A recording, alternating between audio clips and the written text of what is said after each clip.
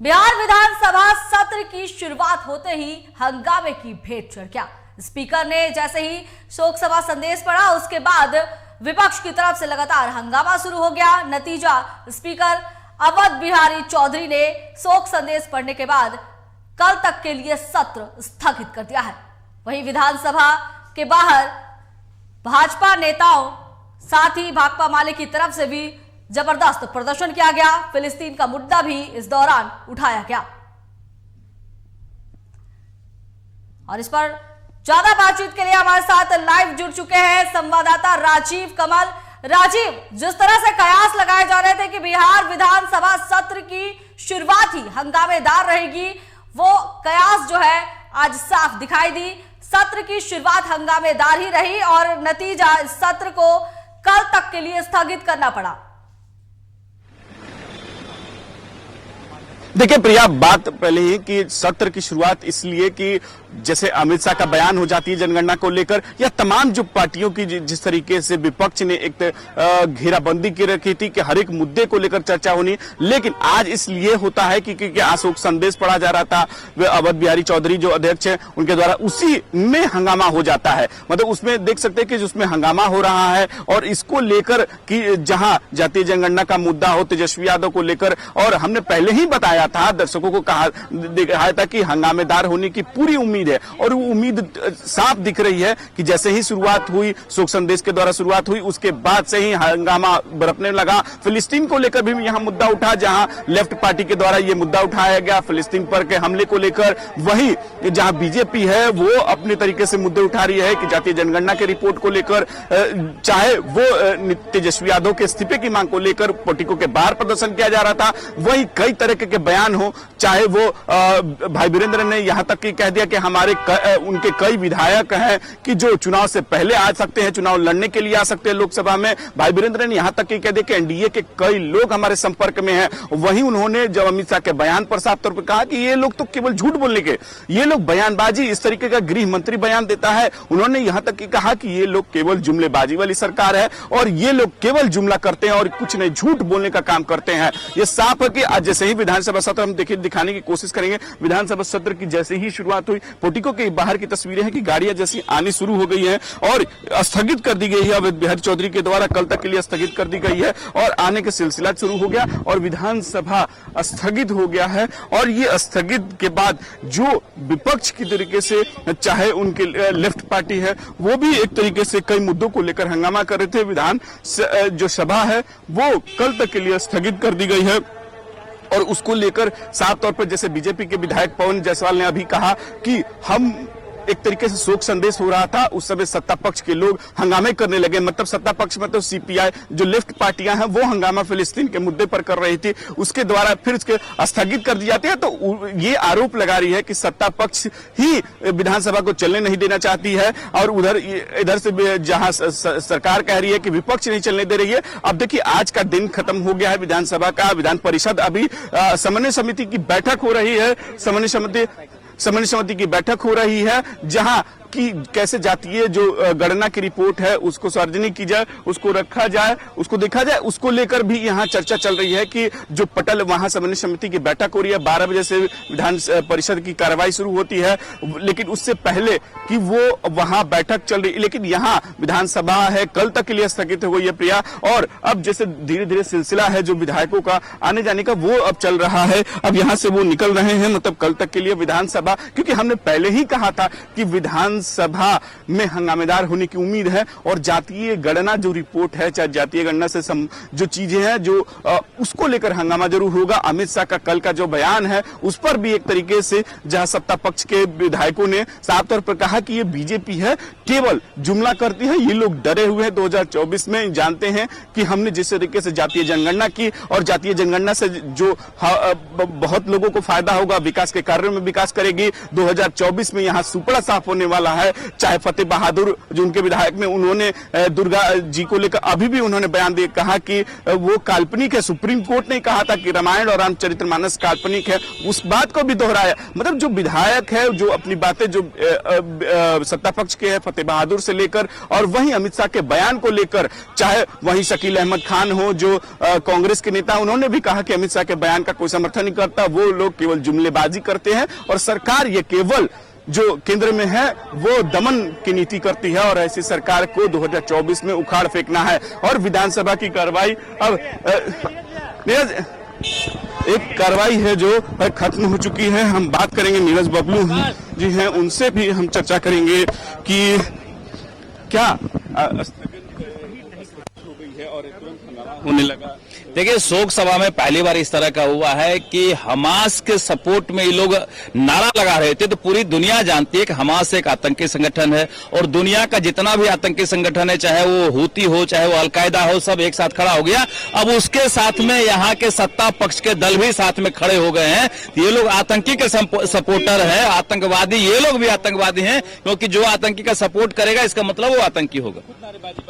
ये लोग आतंकवादी हैं, इसलिए आतंकी का सपोर्ट कर रहे हैं। ये थे नीरज बबलू हैं जो पूर्व मंत्री रह चुके बीजेपी विधायक। उन्होंने साफ तौर पर कहा कि जो सत्ता पक्ष में बैठे लोग हैं वो खुद आतंकवादी का समर्थन कर रहे हैं, इसका मतलब वो खुद आतंकवादी हैं। मतलब साफ है कि जो बीजेपी भी कह रही है कि जो हमास के मुद्दे यहाँ विधानसभा में उठाए जा रहे हैं वो कहीं से उचित नहीं है और ये मुद्दा इंटरनेशनल मुद्दा है और इस मुद्दे को सत्ता पक्ष जो सरकार में बैठी सरकार में लोग हैं वो हमास के समर्थन में है। इसका मतलब साफ है कि ये आतंकवादी हैं और आतंकवादी का समर्थन कर रहे हैं। खरे राजीव, जिस तरह से आज हंगामेदार ये सत्र रहा, कहीं ना कहीं लोगों को भी उम्मीद जो है सत्र से लगी रहती है कि शायद उनकी भलाई के लिए कुछ निर्णय इस सत्र में निकल कर आएगा। लेकिन अक्सर ही जो विधानसभा का जो सत्र होता है वो हंगामेदार ही रहता है।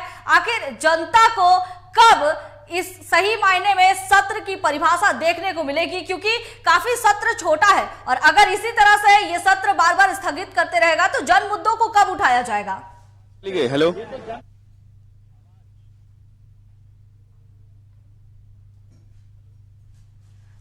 तो आज बिहार विधानसभा का शीतकालीन सत्र हंगामेदार रहा। पक्ष और विपक्ष की तरफ से जोरदार हंगामा किया गया।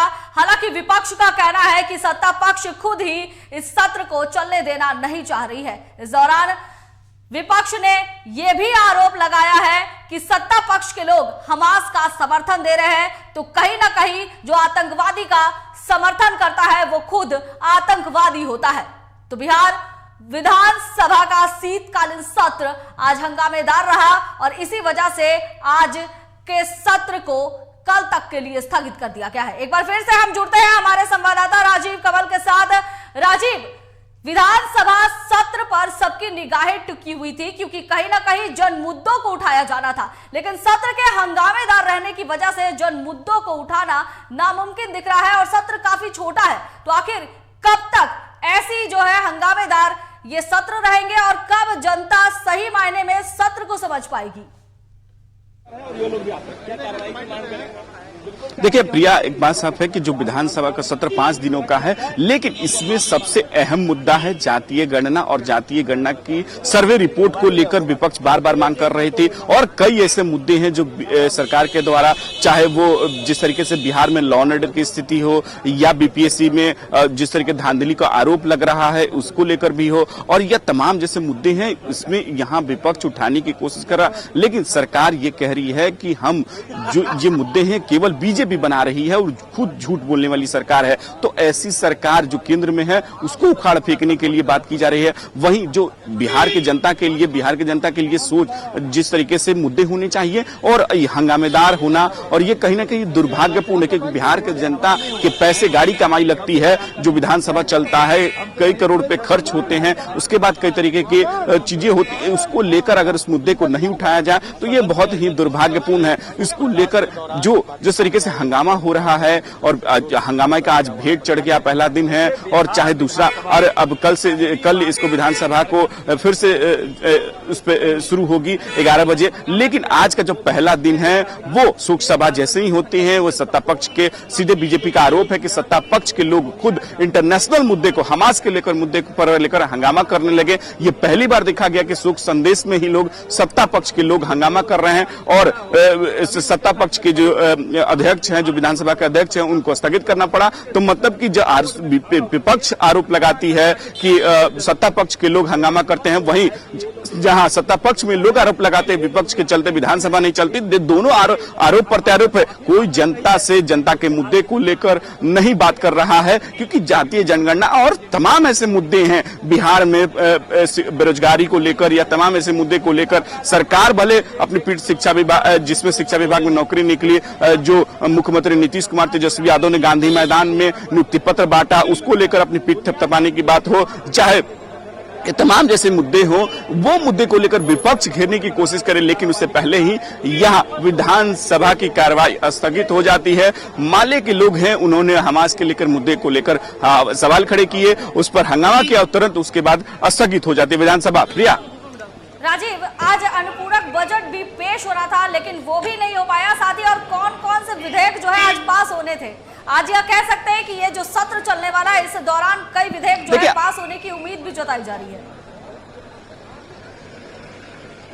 देखिए, अनुपूरक जो विधेयक होते हैं वो 3 महीने के होते हैं, उसको पेश होना है, लेकिन वो अभी फिलहाल कल जब से शुरुआत होगी उसके बाद देखा जाएगा। लेकिन आज ये था कि रिपोर्ट, जो सर्वे रिपोर्ट को लेकर उस पर चर्चा होनी थी, उस पर की विपक्ष एक तरीके से उसको मुद्दा बना रहा था, और ये जो लॉ एंड ऑर्डर का मुद्दा है, तमाम ऐसे मुद्दे को लेकर सरकार को घेरने की कोशिश की जा रही है कि किस तरीके से सरकार को घेरा जाए। और सरकार के जो लोग, देखिए यहाँ कुछ विधानसभा में हंगामा हम दिखाने की कोशिश कर रहे हैं, कुछ बीजेपी के क्या कहना चाहते हैं।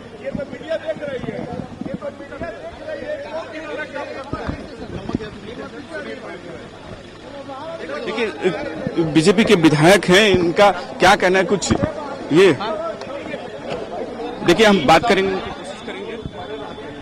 सदस्य उनका शोक सभा होता है, अध्यक्ष ने प्रस्ताव दिया 1 मिनट के लिए कहें कि आप लोग खड़ा होकर के शोक सभा में आप खड़ा होइए, मौन धारण कीजिए। जब सब लोग खड़ा हुए तो सत्ताधारी दल के सदस्य ने हंगामा किया कि आप देखिए वहां लोग मर रहे हैं, यहाँ मर रहे हैं, भाई बम कहाँ गिर रहा है, मर रहे हैं कहाँ, यह सदस्य की बात है, आप यहाँ पर शोक सभा में है।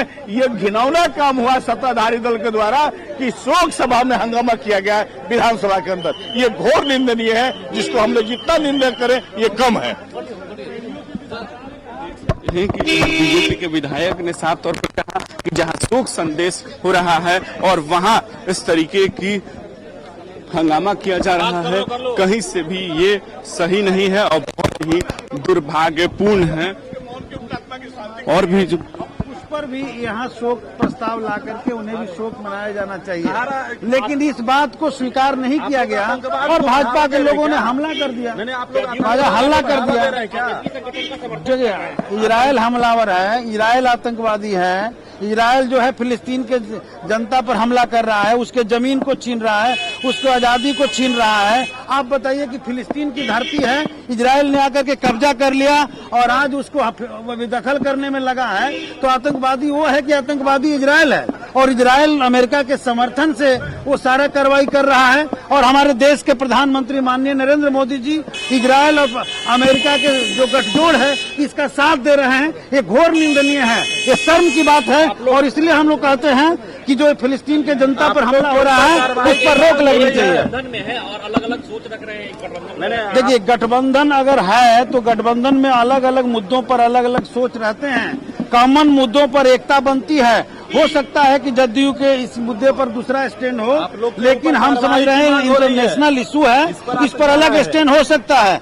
कई मुद्दों पर हमारे गठबंधन के अंदर भी अलग अलग स्टैंड हो सकते हैं। इस पर हमारी पार्टी का स्टैंड अलग है, गठबंधन के अन्य पार्टियों का स्टैंड अलग हो सकता है। ये कोई मसला है ही नहीं। जदयू कार्रवाई की बात कर रही है आप लोगों को। कार्रवाई की बात अगर कहा है तो हम समझ रहे हैं उनका अपना स्टैंड व्यक्त किया है, हम अपने स्टैंड पर कायम है और इस पर गठबंधन की जो बैठक होगी उसमें बातचीत होगी।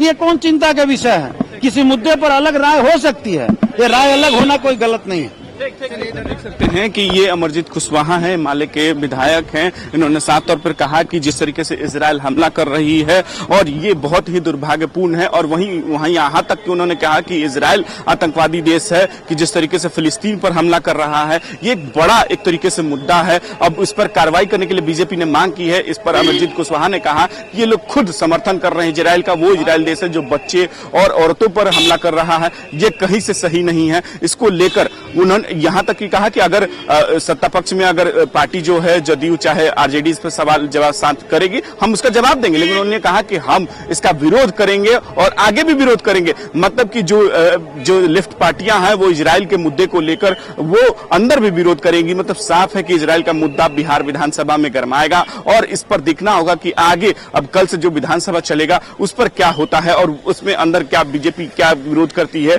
क्या, क्योंकि हमास की जो मुद्दा है बिहार विधानसभा में उठाया जा रहा है और इजराइल को लेकर विरोध करने की बात की जा रही है कि इजराइल जो कर रहा है वो सही नहीं है। लेकिन विदेश नीति तो सीधे भारत सरकार से जुड़ी मामला है, वहां से तय होती है बिहार विधानसभा में। इसका क्या मतलब है ये तो अब कल के बाद में पता चलेगा कि इस पर क्या सत्ता पक्ष की तरफ से नीतीश कुमार या तेजस्वी यादव इसमें क्या निर्णय लेते हैं, अपने गठबंधन के लोग को क्या समझाते हैं, क्या करते हैं, अब तो देखना होगा। प्रिया। राजीव, बहुत बहुत धन्यवाद आपका। तो बता दें कि आज बिहार विधानसभा का सत्र हंगामे की भेंट चढ़ गया। जैसे ही शोक संदेश पढ़ा गया उसके बाद सत्ता पक्ष के लोग फिलिस्तीन मुद्दे को लेकर जबरदस्त हंगामा शुरू कर दिए। नतीजा, स्पीकर ने विधानसभा का सत्र कल मंगलवार तक के लिए स्थगित कर दिया है। सत्ता पक्ष की तरफ से आरोप लग रहा है कि फिलिस्तीन का जो मुद्दा है उसे केंद्र सरकार यानी मोदी सरकार देख नहीं रही है। वहीं विपक्ष का कहना है कि ये केंद्र सरकार का मुद्दा है, इसे विधानसभा सत्र में उठाने का सिर्फ एक ही मकसद है कि किसी तरह भी सत्र को चलने नहीं देना है। अब देखने वाली बात होगी कि आगे जो सत्र 4 दिन के बचे हुए हैं उस पर क्या कुछ निर्णय लिया जाता है। फिलहाल